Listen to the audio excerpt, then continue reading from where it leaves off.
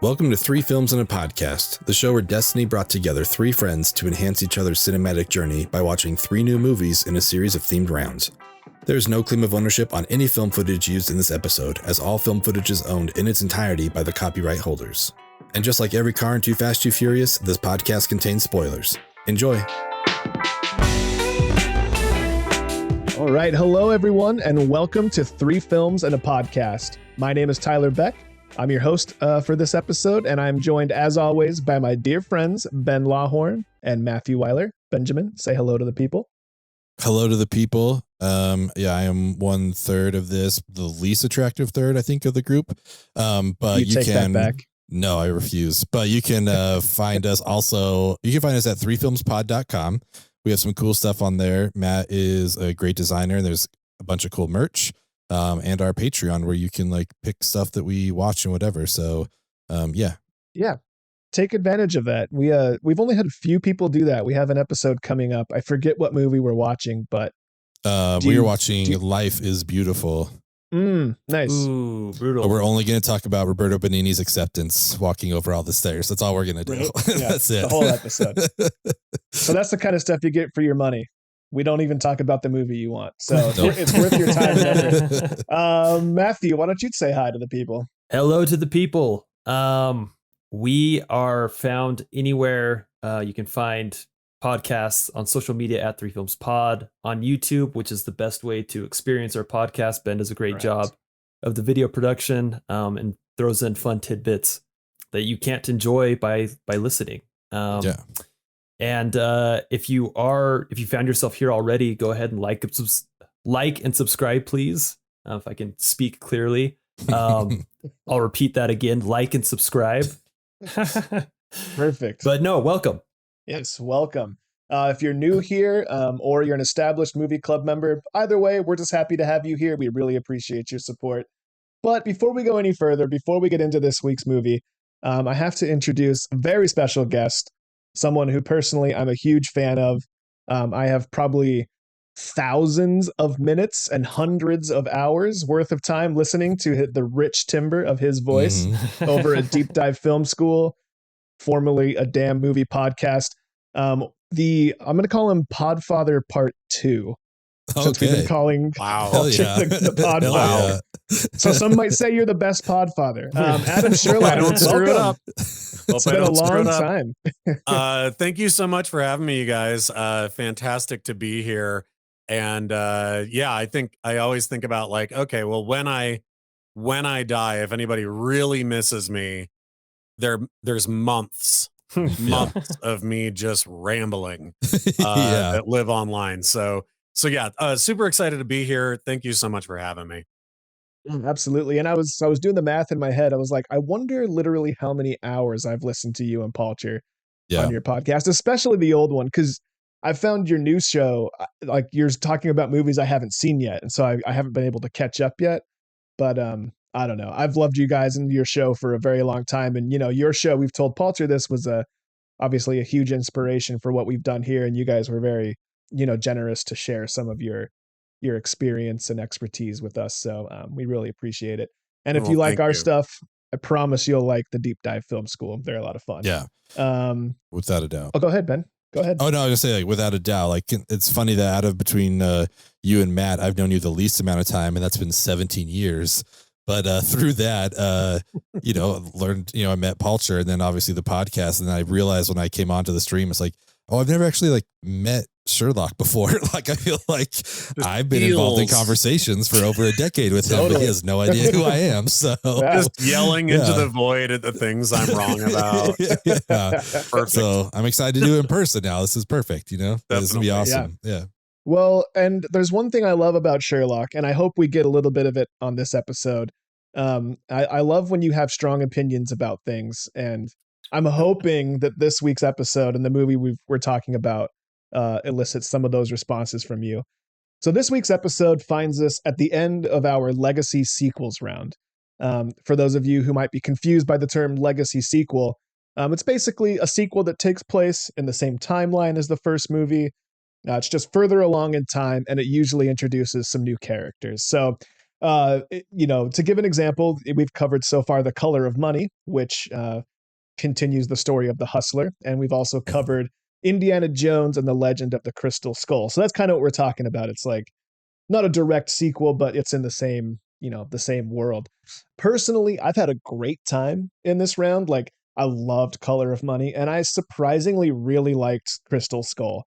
I think just because I went in expecting to not like it, and it was just like, maybe Sherlock, we were talking a little bit about this before we started recording, but maybe like I had too high of an opinion of the original Indiana Joneses, like a lot of nostalgia, because as I was watching Crystal Skull, I was like, there's stuff I could easily pick apart if I was watching Indiana Jones for the first time, like the original three, right? Mm-hmm. So anyways, and so I was really, really, really excited for this week's movie. I personally discovered The Shining in this podcast in season 2, right? I think it was season 2, maybe season 1. I think season 1 we did Kubrick, right? Yeah. Yeah. I always get it mixed up. Time doesn't make any sense anymore. But so I was so excited to watch this week's movie. And of course, we're talking about Dr. Sleep. It's the 2019 film starring Ewan McGregor, Rebecca Ferguson, and Kylie Curran, and obviously continuing the story of The Shining. So, Mr. Sherlock, I want to know. I want to know your personal experience with this specific movie and maybe The Shining, your first impressions of this movie, and just kind of like your thoughts and like a high level review of the film. Okay.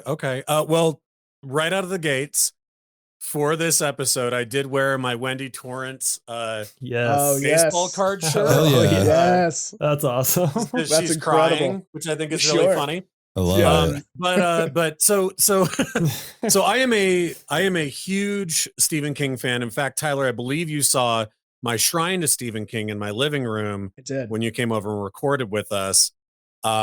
Grew up with the guy, saw The Shining when I was probably way too young to see it. And I read Dr. Sleep when the book came out, and I think that I was really interested when you kind of gave me like the litany of different movies to choose from, and I picked this. It's less about the fact that it's a good movie because it's a movie that has tons of flaws in it, but more so that, first of all, I'm a big fan of Mike Flanagan. I really love a lot of what the guy has done. I love that. I mean, I've been following him since he first did Absentia, his first low budget directorial debut. And even his YouTube version of Oculus, that's sort of a one guy in a room talking about a haunted mirror. Always really dug the guy. I'm a big fan of horror. I love that Flanagan has a troupe that he works with. He kind of has this like cadre of actors that he always has. This is so ballsy. This is so ballsy to take this on. And so naturally it fails in a lot of ways because The Shining is so iconic. Now, this is like super inside baseball nerdity, so pardon me here, but very infamously or famously, however you want to look at it, King hated Kubrick's version of The Shining, right? And his main problem with it was it cut out a lot of the mythos that he had built up about what the Overlook Hotel actually was, what the sort of spirit behind it was. And then, when he wrote this, he was a guy struggling with his own alcoholism, barely had a couple of young kids running around in his life. So he wrote Jack Torrance as this proxy for what he was going through. And when he saw Jack Nicholson on the screen, he was like, we don't think that Jack Nicholson is going to become crazy. He's crazy by minute one, right? The first time that we see them driving up to the Overlook, you're like, he's going to pull over and beat his family to death, right? Yes. There's no sense of like, and in the book of The Shining, you really feel for Torrance's character. Like, he obviously has some kind of the telepathy that his son does, albeit less. And the hotel manipulates him and destroys him throughout the book. And he becomes this tragic figure that by the end, when he's hunting his son, you feel so bad for him. The movie doesn't do that. When Flanagan took the pitch for Dr. Sleep to King, he said, I want to right this wrong. Like, because you have to take it this way. The book of Dr. Sleep, the Overlook is burned down. That's what happens in the original book. Dick Halloran is alive. That's what happens in the original book. All these things are different. And Flanagan, the balls on this guy to be like, I'm going to meld together both worlds and I'm going to make you love Kubrick's movie. Like, Yeah. and in that way, even though it's an imperfect movie, he did it. He somehow did that. He was able to right this wrong in King's eyes, I would say. I love The Shining, but he stitched these two things together where if you go back and read the source material from Dr. Sleep, it's pretty amazing that he was able to do that. So even though there's a bunch of stuff I don't like about it, I think that the Abra character is way too powerful right out of the gates. I love the True Knot, but they get dispatched so quickly that we don't even, they're not even like a formidable villain. So there's those problems there in terms of narrative. And that's in the book too. Like, it's not my favorite book of his, although there's amazing moments in it. So that's just a big broad stroke of like why this movie fascinates me. Is kind of a lot of it's this behind the scenes stuff. So now I'll step back. Well, no, I mean, so I don't have any of that context because I have read neither book. I've read some Stephen King stuff, like I've read all of his Gunslinger stuff, and I'm a fan of his writing. That's actually my favorite series of books. I would say, like, I always just think of it as one book, you know. Totally. Yeah. But I liked that we got to care about Danny more, and I definitely felt that, like, he's trying to make you care about, you know, the protagonist more, and definitely like the moments where at the beginning where Danny sort of gives the toast to his father, or maybe it's in one of the AA meetings. I've been watching this movie like broken up over 2 weeks, so Sure. it could have been at any point.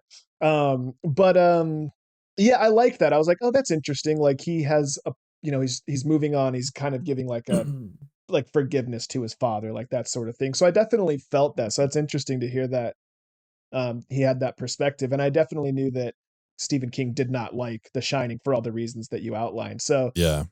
I do think that is ballsy, you know, like, and I like that perspective by Mike Flanagan on this movie. Matthew, I'm staring right at you. What do you think here?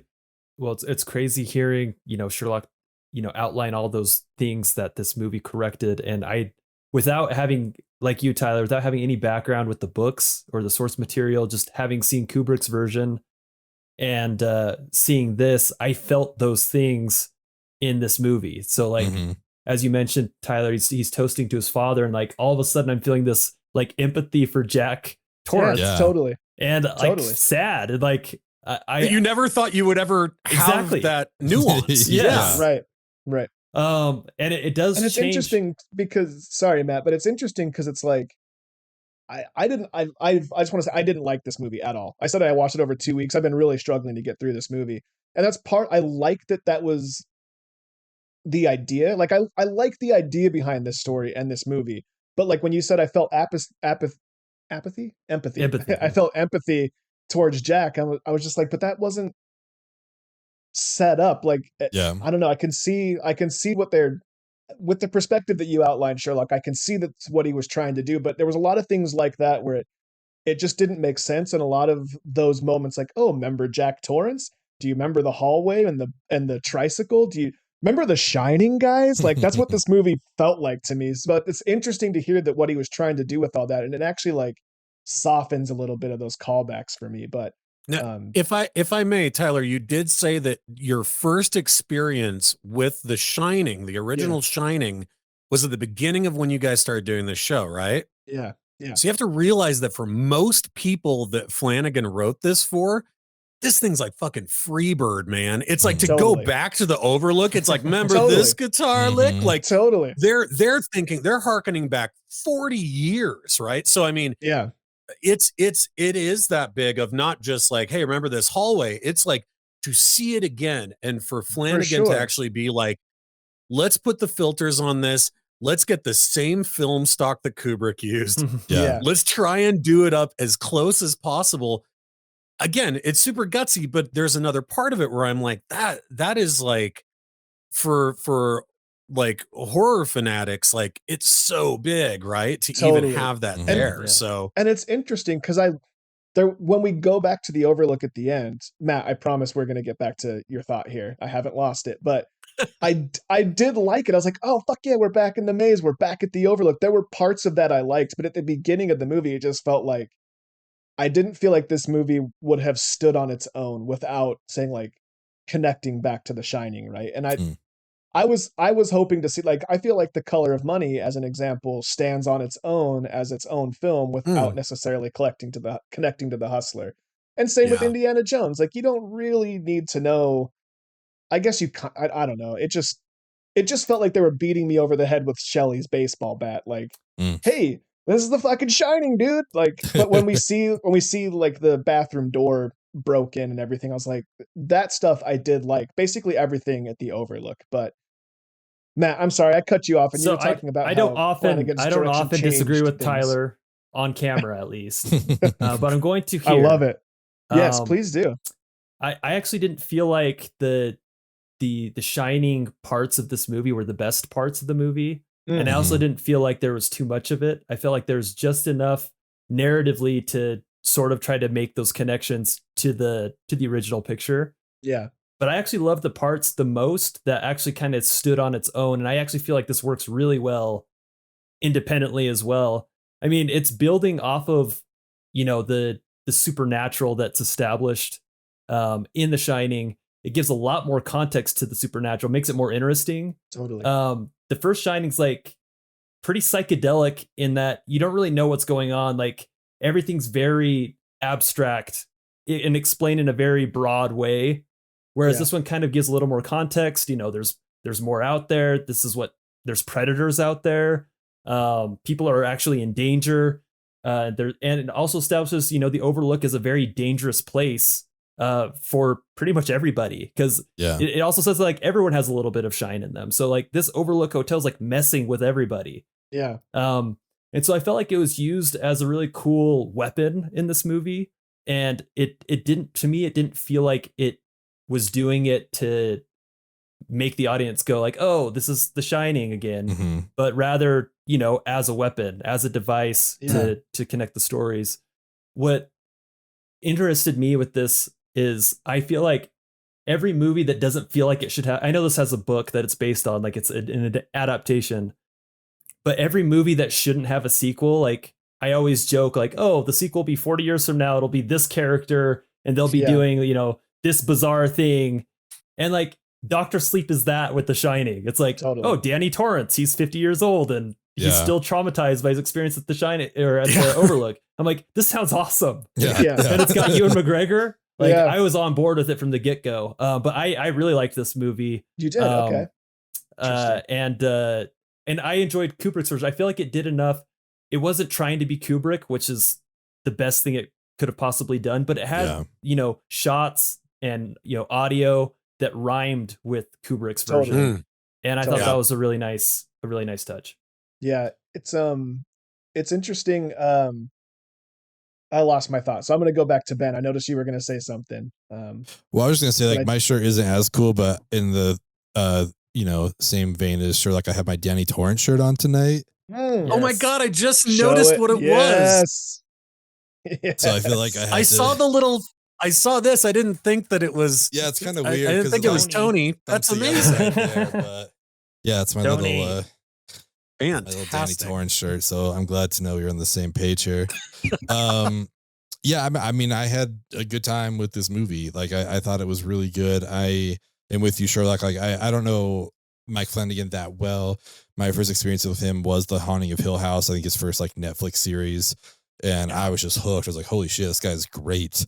And my girlfriend had seen Hush, so we watched that. And I was like, oh, this is awesome. Like, he's so good. So, Bly Manor, Midnight Mass, like I've been, trying to keep up with everything else. So when he took on this, like, oh, this, like you said, it's a ballsy move, man. Like, there's some people who don't like The Shining. My father is one of them. I guess he walked out because he loves the book and he's never like finished the movie.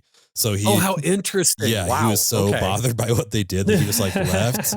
So, but I think there's others who just like love The Shining. I do. I have no reference for the book, so I just like enjoy it for what it is, just like what's presented in front of me. I'm like, oh, this is great. And I thought this was an interesting way to get us back into that like universe without, I think I think I would have Tyler's reaction if this whole movie took place at the Overlook. Like if they really just like beat for beat did it again, like Danny went out to the Overlook. But the fact for me, I think that it waited until the last half hour to take us there. I was like, okay, cool. Like he's like, we're getting, like Matt said, like it's rhyming. Like I'm seeing what they're doing here, but it's not like, let's spend 2/3 of the movie at the Overlook. I'm like, okay, well, that's kind of a crutch that you're going to like use this, like, you know, landmark as part of the movie, but for that much of the movie, but to use it very specifically and really targeted, like just towards the last third or fourth of the movie. I'm like, okay, this like, it wasn't too much. And I also, for me anyway, but I also was interested in the fact that like the way my brain was processing it, because again, going back to my father who hated Tyler's pick for Spielberg, Ready Player One, in the movie, that's like one of the first things they do is they go back into the Shining world, you know, and like room 237 and all that kind of stuff. So it was interesting to like watch this after having seen that Ready Player One thing, you know, it's like, oh, this is like, they kind of recreated it again, but this is the real one. But I liked what they did. I liked, you know, reusing the same film stock and kind of subverting our expectations. Like he goes around the corner and you're expecting to see the twins, but they're not there. You know, like there's the things you're like, oh, this is going to happen. It's like, oh, no, it didn't, you know, but like we see them eventually. So I really missed the bear giving the blowjob on the bed, but other than that, you know, I thought it was all great. I mean, everybody misses that. Right, you know? Yeah, there's a difference. There is totally a difference between reference and homage. And like sometimes reference is just that, huh? Yeah. And you're like, stop it. I'm trying to watch a movie. Which is like, honestly, like that was my complaint. These are very different movies, but that was like the thing I said about like Matrix Revolutions, because it was like, hey guys, remember when we had a fight scene in a club? Like, let's do that again. Or remember when we had like a bunch of guns? It's like, no, we saw this already, you know. And for me, you're just a little member grapes. Yeah, from exactly. Yeah, the member berries. Right? Yeah, exactly. Yeah. All, hey, remember this? You know, exactly. And there were like hints of it here, but it wasn't too insane for me. Like again, like we talked about that during Color of Money, is like a lesser movie would have been like, here's the pull cue from The Hustler. Do you remember that? You know, and it didn't do that. So it does kind of stand on its own. But this one for me, I think it really helped us understand, like, yeah, what would Danny Torrance's life have been like? Like, I'd probably be an alcoholic too if I had survived that. Sure. Like 100%. I mean, just the last thing I'll say is I really appreciated that we just like recast people and like recreated the scenes, but without like, yes, this isn't Shelley Duvall. Like this is a different person, but she's doing a great job. Or this isn't Jack Nicholson, but we're going to kind of do that stuff. I feel like a lesser director would have been like, what if we CGI their faces on or something, you know? Totally. And it's just like, I was really happy that they were just like, no, it's not, you know? And also maybe for Stephen King, it's like, let's not do that. Like there's enough callbacks. Like, let's make this kind of the different version of that story. So I like the recreation of some of those scenes, the bathroom scene and all that kind of stuff, but I don't know why. I just like, oh man, I'm really happy they didn't try to do some weird de-aging shit with them and like put them in this movie. And again, I know we keep talking about the ballsiness, but like you had Henry Thomas play the Lloyd the Barber / Jack Torrance character. And in my opinion, I think he did an amazing job. Like, yeah, it's actually fantastic because again, he isn't playing crazy Jack Torrance. He's playing kind of like, now he's been consumed by the hotel, you know, and he's sort of just going through these motions, and that interaction between the two of them at the bar, I thought was really heartbreaking. Yeah. Pretty brilliant, actually. Yeah, 100%. The whole, this is the medicine, like all that kind of stuff. It's like, oh, what's going to happen here? So yeah, it was great. Boys, I love this so much. We rarely get to disagree on stuff. I know. And I can hear everything you guys are saying, but to me, it just felt like I was being hit over the head with The Shining here. And which is interesting because again, my favorite parts about this movie were when we got a lot of The Shining. And maybe it's just because I wasn't enjoying the rest of it. So I'm like, oh, fine, finally, we're back at the Overlook. You know what I mean? Yeah, yeah. And it's interesting because I love the idea of this movie. Like if you pitch this movie to me, like, oh, there's these weird vampire people that feed on the shine that Danny has. I'm like, oh, that's fucking cool. I just don't think, for whatever reason, the execution of it landed for me. I'm really glad you guys enjoyed it because I was so afraid that, like, thank you, Tyler, I had put you through like this movie because I hated it so much. I would like to say, and I don't know I'm sorry, I don't remember exactly who said this, but they referenced or referred to the hotel itself as being like a weapon. Yeah. And I think it's so interesting because again, Tyler, you've read the Dark Tower series, and if you remember, there is a character in the Dark Tower series that is a creature that feeds on laughter.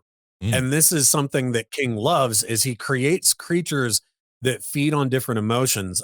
In The Outsider, there's one that feeds on trauma, right? There is Pennywise feeds on fear.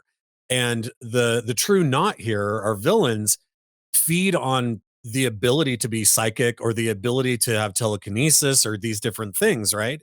And I love this idea of like, they're not necessarily quote unquote bad. I mean, they do horrible shit, but they just need to eat like everything else does, right?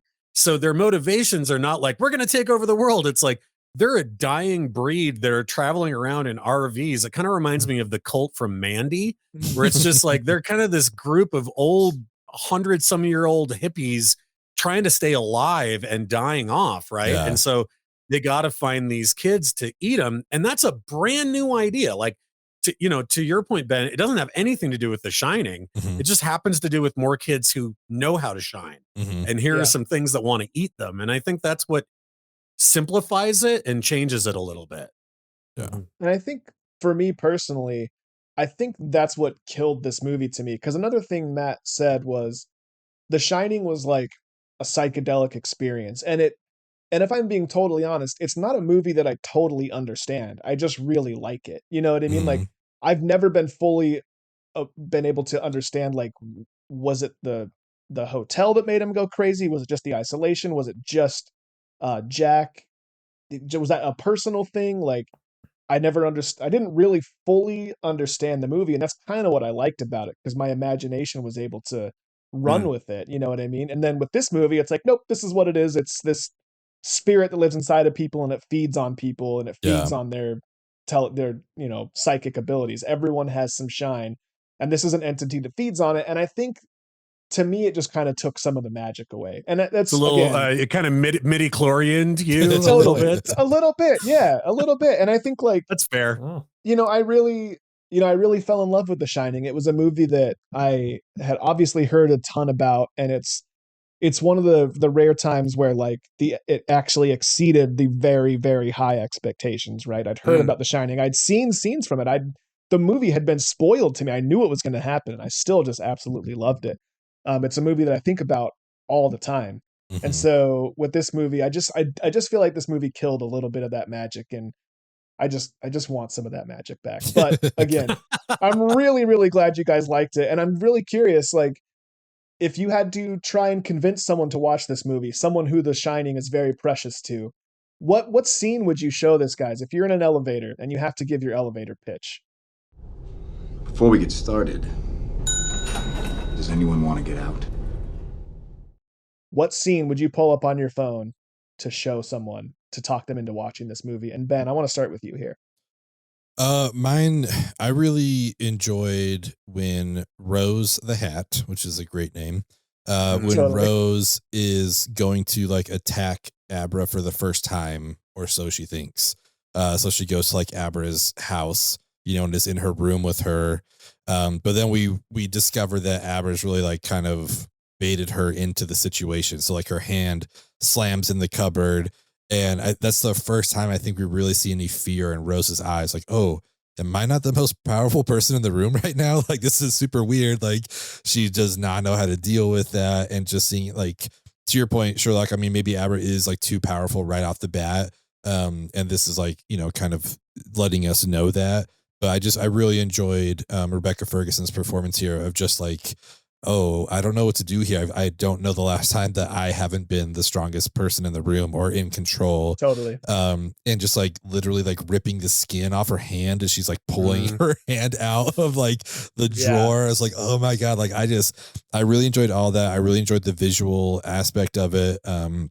Just with all those, like, cabinet drawers and then going into, like, the library kind of place that was inside Rose's mind. So I liked that a lot, just in a sense of, like, here's our antagonist, and here's just a quick teaser of when she finds out she might not be in control anymore. And then I've we go never on. seen somebody flying look like that either, where Yeah. she's static and the Yeah. world is moving past her like a Right. tapestry. So Yeah, cool. that's cool. And even just like Very, when she very like lands and starts walking, like it made it believe like, oh yeah, that's just Yeah. kind of like what you would do. So Yeah. the visuals, I loved what Mike Flanagan pulled off here. You know, and obviously a cinematographer as well, but I really enjoyed what they did. So that was part of it as well. Just like, oh, this is really fun to look at. So that's what I would go with when Rose goes to confront Abra for the first time. What kindred spirits we are, Ben. You are my Halloran. Because that was my favorite part of the movie. Oh, I nice. loved the flying scene. I've never, like you said, Sherlock, I've never seen flying shot that way. And I thought it was so cool. It made me think of Matt. I figured I was like, this might be Matt's scene because I've never seen this in a movie before. Mhm. It was a cool flying And- scene. And Matt loves to pick scenes that you've never seen in a movie before. Does So I want to indeed. hear what you picked in this one. I picked mine's actually spoilery, which I usually don't do. Yeah.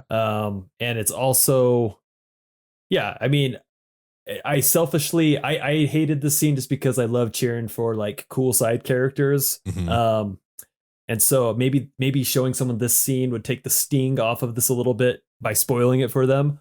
But the scene where that woman who can tell people what to do, like command people what to do, Oh, when she's Snakebite Annie. yeah, Snakebite Annie, she's dying on the ground, and like Danny's like, "Don't look at her." And Yeah. Billy goes over, he's got the shotgun, she's like, "Kill yourself," and then he Yeah. kills himself. I'm like, what just happened? Yeah. Yeah. It's like, you know, I it's not going to go love well that for scene. him, but they get out kind of unscathed of shooting all these Oh, people. yes. And it's like, What a oh, vindictive cool. asshole. Her dying breath. And right? laughing as she's Oh. dying. Oh man. Yeah. So yeah, that was a very unique scene, to your point, Tyler. Yeah. That's what I would show and be like, check it out, Dr. Sleep. Yeah. Well, and I love that scene because we get to watch all those fuckers die. I was just like, The was way like, oh. they come apart like Buffy vampires. They like Yeah. disintegrate and down to Totally. their skulls. Like, yeah. Gosh, it's so funny. Like we're talking about these scenes. I'm like, oh yeah, I liked that. I really liked that. But just as a whole, not a big fan. Yeah. Sherlock, what would you pick here? I gotta go with the early scene with the tub woman from 237 and Mhm. Carl Lumbly playing Dick Halloran kills it. Totally. Maybe it's the giant butterfly collar on that rayon shirt he has on, but he does the most amazing Dick Halloran. Yeah. And when he's like, pick up the box, touch it, smell it. I want you to know this thing inside and out. And then we go back and we have little Danny with Alex Esso, which I didn't even realize it was the same actress from Starry Eyes. I don't know if any of you guys have seen that movie, but that's the same actress. And she is doing an incredible Wendy Torrance. But, you know, you okay, Doc? And then he goes and he puts the lady inside the box. And it's like this hero moment for this kid who, if we've watched The Shining, has been terrorized through the whole movie, never really has a sense of like empowerment or agency. And we get that at the beginning. It turns out so sad that later we get adult Danny and he's a horrible alcoholic and all this. But that moment of triumph where he captures that ghost and he's not going to pee his pants is like, if I just saw that and I didn't know anything else about it, I'd be like, yeah, I'm in. I want to know what happens. Yeah. That's just such a great moment there. Nice. Totally. That's an awesome pick. So full disclosure, I would have picked the same scene, Ben. That's why I said we're so kindred. I think I would pick since I can't pick that one, I'll pick the other when the hat is in the grocery store. And it's similar to your scene, Ben, but I really liked the way that the telepathy worked. I like the way it sounded. I thought it sounded like telepathy to me. Like it's like if I were to picture what it'd be like to talk through your mind, it might sound like that. So I thought the sound design was really cool, and I liked the way they could interact through their minds. And I kind of think, Ben, like your scene where you go inside your mind and you can see the filing cabinets, the way that they put together their filing systems. I wish we got to spend more time like in each other's minds. Like maybe it would be difficult to pull that off, and maybe it would have just gone completely off the rails and be too hard to follow. But I really liked every time we were inside someone's mind. Like I loved Rose the Hat's cathedral. I was like, damn, she's been around a long time. She's able to build this amazing cathedral to all the knowledge she's gathered and all the shine she's stolen. And it's interesting the way like a child would think of it like, yeah, it would just be like boring filing cabinets, right? Like they haven't thought to like make it a cool place to live, right? It's just where they store this shit they don't understand. But I think I would show the scene in the grocery store just because I like those mental interactions and those like weird telepathy fights. I thought they were really cool. Yeah. If you want to see a bad version of that, of being stuck too long in a memory palace, watch Dreamcatcher. Because King uses the same idea there, and it doesn't work Not on great. film. No, that's a terrible movie, but yeah. No, I'll run right to it. I'm running to the Netflix right now. Hate watch. I can't wait to watch another I shouldn't say terrible. I'm the only one that didn't like it, and this movie got good reviews on IMDb and stuff. So I'm in the minority here. I'm actually enjoying this. This is fun. For me personally, I wouldn't mind a palate cleanse after watching this movie. Mhm. So I called our good buddy Adam Driver and I said, Adam, you got to set up a double feature for me. We're going to go to the drive-in. We're going to Adam Driver's drive-in double feature, and we're going to pair a movie with this movie, Dr. Sleep. I just had sex. I'm about to eat nachos. It's the greatest moment of my life. For me, it's a palate cleanse, but maybe for you, you might want something that was similar. You want to continue this ride. So, Mr. Sherlock, what movie would you pick to pair with this film, and what order would you play them in? And also, you can't say The Shining, just because. Right, that's a little too on the nose. But I did use similar criteria. So I went with another somewhat flawed sequel because the original is so monumental, but a movie that has its own story, stands on its own, and both recreates moments from a classic horror tentpole film while also dipping in and expanding lore from the original without hopefully damaging its mystique. I'm going with Exorcist 3 Legion. Oh, cool. Okay. I think that it doesn't over-explain. It features new actors portraying beloved characters. Here we got George C. Scott playing the detective role by, nope, didn't write his name down, can't remember the original actor. But the new actors do a good job of fleshing out these characters that are almost kind of archetypes. But it is a new story that directly connects to the old one, but written by the exact same author. I think it was only maybe 12 or 14 years difference between Exorcist and Legion in terms of publishing. And obviously the Shining to Dr. Sleep is much longer. But I think that, and I don't know which I would put first. Maybe I'd do Exorcist 3 after because it's way scarier. Okay. But yeah, I don't know if any of you guys are fans of Exorcist 3, but that is a hell of a movie if you haven't seen it.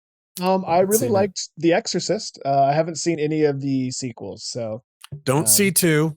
Okay. Just jump straight to 3. Jump right to 3. Okay. 2, William Peter Blatty had nothing to do with it, unless you really want to see James Earl Jones dressed up as a giant grasshopper. Which is that, I thought you were trying to talk me out of this. This is that's a horrible tactic to get me to not. I know. I'm so sorry. Failed.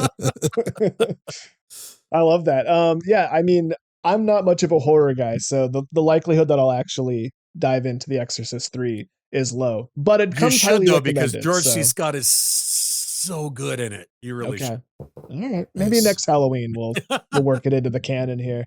Mr. Weiler, what would you pick here?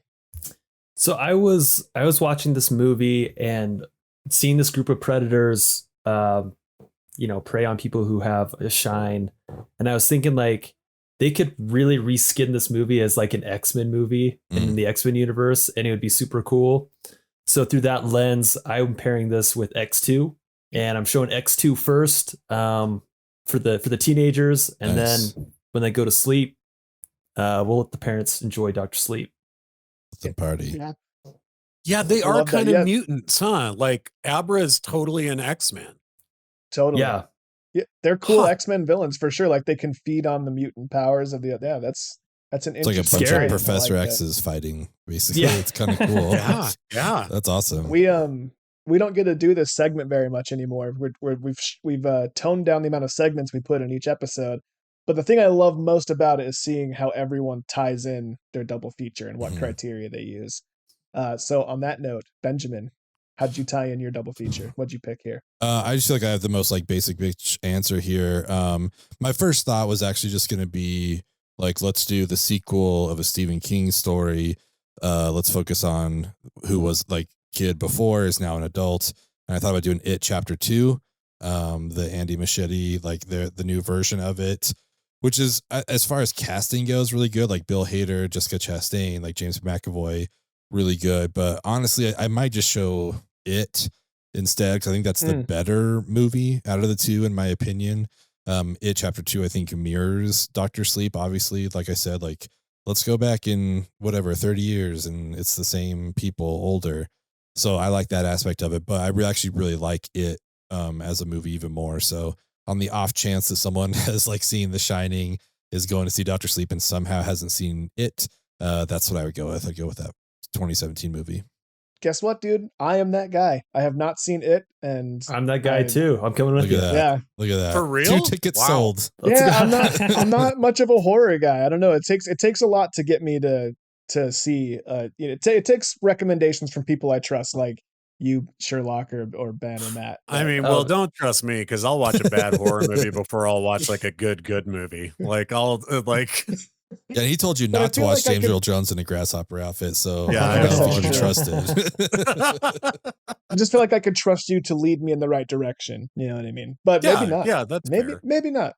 I don't know. You got those. Good call, Ben. And I love Chapter 2, although the Angel in the Morning sequence is weirdly comedic. I don't understand that part, but yeah, the rest of the movie's okay. Yeah, I think they did the okay. first one's stellar.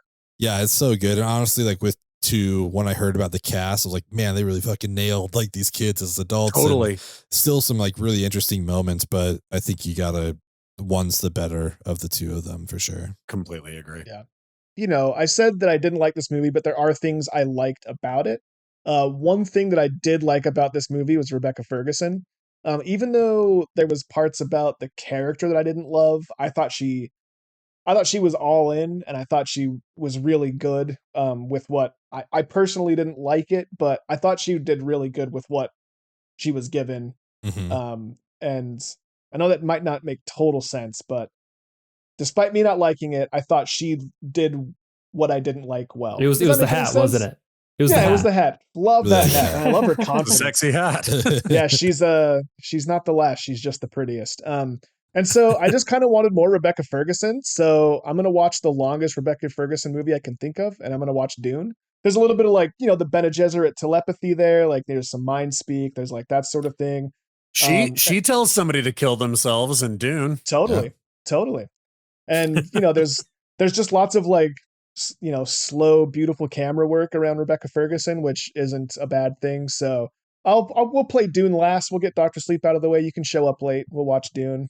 Well, you guys will show up on time. I'll show up late. How about that? Don't tell Adam Driver. I'll still pay the same amount to get in, but that's probably where I would go there. And again, it's just the Rebecca Ferguson link there.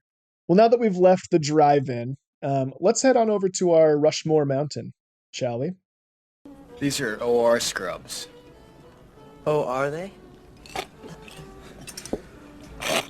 I really liked the telepathy link here. I liked the everything telepathic in this movie. So I want to fill out a Rushmore for telepathy movies. Just a movie that features telepathy in any way that you see fit. And Mr. Sherlock, what did you pick here? I guess this is telepathy-ish, although there is a connecting thread. This is more touching someone and knowing what's going to happen to them. So it's a little less straight up mind reading, but it is Stephen King, and I'm going with the John Carpenter directed Dead Zone.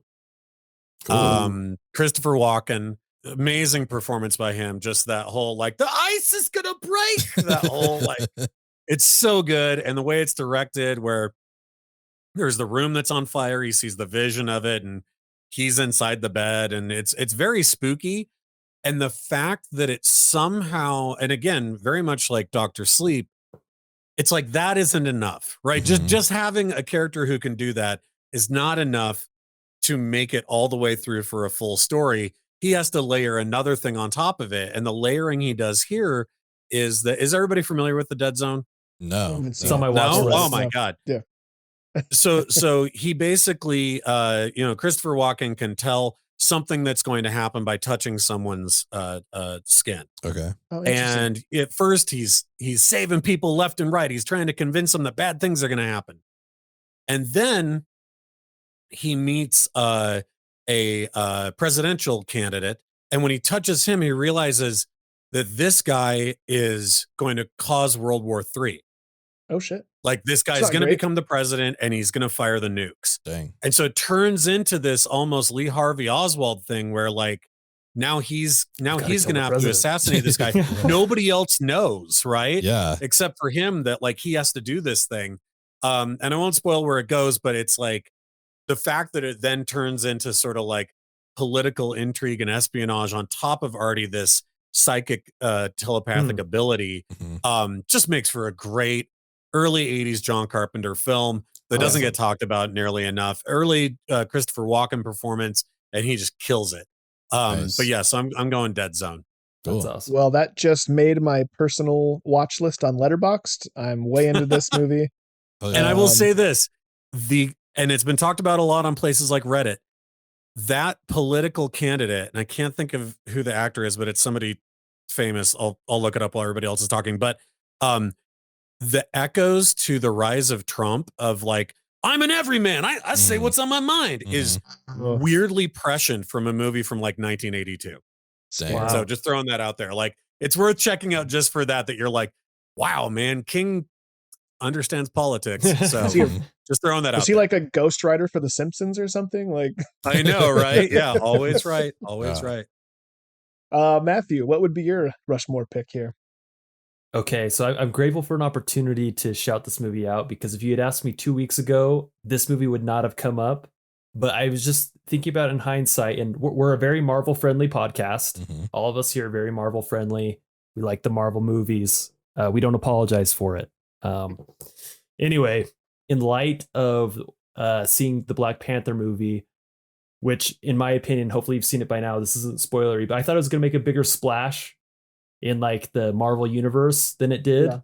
And I think one movie that got overlooked in that regard, that just like showed a ton of stuff that could get us excited about, was the Multiverse of Madness. You know, you got Mr. Fantastic. The whole Illuminati thing was just like super awesome. And I felt like actually went very underappreciated, even though like people were stoked on it when they saw it, but like that movie had a lot of awesome stuff in it. So I'm using this telepathy theme as a vehicle to shout Multiverse of Madness. Nice. That's my pick. That's cool. Plus, I mean, Wanda kills Professor X in a very gnarly way via telepathy. She sure does. Yeah. Yeah, that was one that I was really, really excited for, and I liked it, but I think it's like, unlike The Shining, I loved the first Doctor Strange, and so it just didn't quite meet my expectations. But the more I think about it, I'm like, that movie fucking ruled. Like the music note fight and everything, like the Elfman scored music fight is worth it alone. You know, like, well, it's like every new Marvel movie, we're like, well, when are they going to introduce X-Men? When are they going to bring in Fantastic Four? It's like, dude, that movie did it. That movie brought both of those things in. Also, we got Sam Raimi to bring back his like denture teeth talking Darkman mask. Yeah. And he gets to put it on Doctor Strange. So he talks like that. It's like, I was like, I couldn't be happier. 12-year-old me is the happiest he's ever been. Totally. Like, Yeah, I loved it. It's interesting that you mentioned obviously Marvel, because like my first thought was, well, it's not like a telepathy movie. Logan has one of my favorite telepathy scenes when Professor X doesn't get his medication, and like the whole casino, like everyone's just like kind of frozen, like no one can move, and only Wolverine is able to like move super slowly through. Like that's just one of my favorite scenes I've ever seen. And so it's an interesting, plot line, I guess, for that movie is like, what do you do when someone who has telepathy also has like dementia, essentially? Like that's like, I guess you never really think about that. But I don't want to do 2 Marvel movies, but I am going to do another superpower movie. And I'm going to do 2012's Chronicle, which directed by Josh Trank, with Dane DeHaan and Michael B. Jordan. I'm really riding the line here of telepathy versus telekinesis kind of thing, but it's like three high school kids who gain superpowers, and they just kind of do what high school kids would do when they get superpowers. But it's all kind of told kind of through found footage, like they use their video camera a lot. Yeah, so it's super cool. really cool story. I went into it completely blind. I had no idea what it was about, and might have been my first time seeing Michael B. Jordan actually, because I was late to the Friday Night Lights train. So yeah, that was really good. So I would go with Chronicle for mine. That's a great pick. Love That's a that. great Yeah. one. I've seen that. Can but I do a minor mea culpa for mine? Because I was looking up, it is Martin Sheen that plays the presidential candidate in Dead Zone, but this is egregious. It's David Cronenberg that directed Dead Zone. John Carpenter directed Christine. So I got my 80s Stephen King movies mixed up with directors. So appreciate that correction. Now I don't have to do it. You just spared us gigabytes of hate mail that we would have gotten. Yeah. I mean, again, screaming into the void, like I told you, Ben. I shoot from the cuff, and I'm normally wrong. So sorry about that. Samesies. Yeah. The poor intern around here gets a lot of work of all the incorrect things we say. Well, I tipped my hand a little bit earlier. I'm just gonna go with Dune. Nice. I felt I've never seen the original, and nor have I read the book. That's very on brand for me. I really do want to see the Lynch version. It's on my list. My list that keeps growing thanks to people like Adam Sherlock. But yeah, I'm gonna go with Dune. I loved it. I was just in awe. I could watch the camera swirl around those people in the desert. Just all of them. Doesn't matter. Put any character from Dune in the desert and have Villeneuve swirl his camera around, and I'll be happy. I mean, the Lynch version is worth a watch, but it's Sure. bonkers and there's a lot wrong with it. The Vangelis soundtrack is on point though, but it does have a lot of problems. I still need to see both. I haven't seen either, and that's why, we've hinted that we're doing, remakes this summer, and I'm still debating between that and West Side Story, but we'll see. Hey, only one of those Dune movies has Sting in it. That's true. Yeah, and neither of the West Side Story movies do. So yeah, in a little plastic. No, yeah, yeah. Well, again, I didn't love Dr. Sleep, so I think I've had about enough of this conversation as I can handle. But if there's anything else that any of you wanted to mention about the movie, just final thoughts, anything we missed, speak now, or do it telepathically later. Ewan McGregor was great. I thought he gave a great performance. Totally. Great American accent. If you're looking for American accent, Ewan McGregor, check Dr. Sleep out. Yeah, he did a good totally. job. You'll find plenty here. I really liked, just circling back to Rose the Hat, I really liked that while she seems old and worldly, there's also moments where she seems like a total phony. Like she's underneath her like hippy dippy like outfit, she's wearing yoga pants. Like it's like she's trying to put on these airs and you can kind of see through the cracks a little bit. Yeah. I liked that. It felt very lived in, and I appreciated that aspect. Yeah, I thought it was interesting. It definitely felt like these were characters that didn't quite know how to dress for the time, but they were trying to. Yeah, totally. It's like, they've it establishes when the grandpa dies, they've been around through empires rising and falling. They've been around since Rome, blah, blah, blah, blah, blah. And I'm just like, okay, yeah, that makes sense. Like they just try enough, but they realize that they're going to be around long enough that they don't have to exactly fit in, but they're like, this is what people wear now. This works. It's fine. Yeah. It's like, it makes you realize that like Edward Cullen probably wouldn't be like, have like a cool haircut and a like a nice pea coat. Yeah. It'd probably look like fucking Emo Phillips or something. Just be like the weird kid class nobody talks to because like he doesn't know how to dress or how to talk. Like, because he's like hundreds of years old, right? Yeah. After 1,000 years, like, what do you care? Like, it's fine. This is what they wear. So I'm gonna outlive all of you. I don't care what you think. Like, I'll wear a burlap sack. Why are you still going to science class? You're yeah, 1,000 years old. Yeah. Totally. Anyway, he's trolling for teenagers. He's a creep. That's why. Yeah, that's true. It's a story about a 1,000-year-old man and a 17-year-old Mormon girl. Yeah. Beautiful love story. Well, on that note, Mr. Sherlock, man, I'm telling you, it's such a pleasure to have you here. I've been really looking forward to this. Been wanting to have you on for a while. So thank you. Oh, this has been awesome, you so guys. much. I will come back anytime. You just let me know and I'll Perfect. I'll melt your faces talking to you. So I love it. Well, hopefully I won't be on vacation next time so I can communicate a little easier with you. But yeah, thanks again, and give the people one more chance to find you. Tell them where they can find you on all the spaces and places. Yeah, please go to Deep Dive Film School. We have a YouTube channel. We just started an international horror film festival. We just reviewed the 2017 French horror film Revenge. And then we do all kinds of festivals, punishment reviews. We do that one scene every other week. You can also find us wherever you find podcasts.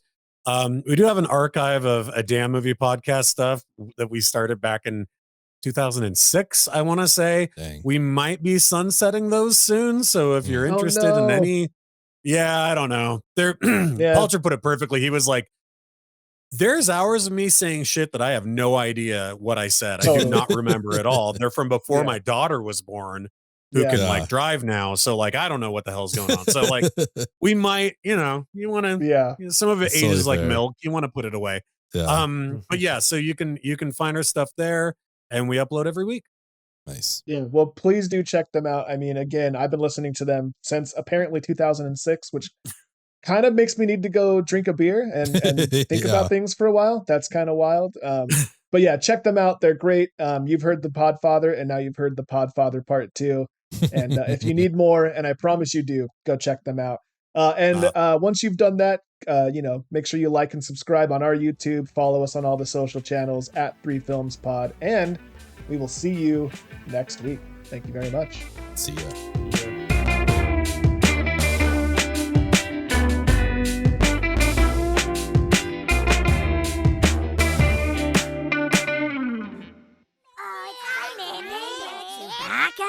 Yeah, remember Alex? Remember? Hey, remember Ghostbusters? Oh, I remember. Remember Slimy? Oh, I love Slimy. How could someone think these things are bugs?